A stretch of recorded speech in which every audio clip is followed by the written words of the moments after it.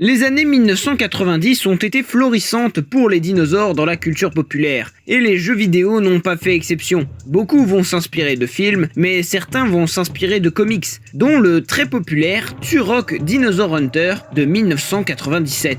Il s'agit d'un jeu de tir à la première personne, et pour être honnête, je ne suis pas friand de ce genre de jeu. L'immersion ne me réussit pas vraiment.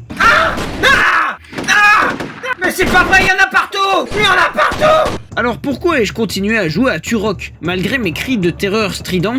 Difficile à dire, mais outre la raison la plus évidente, le jeu a une réelle ambiance singulière.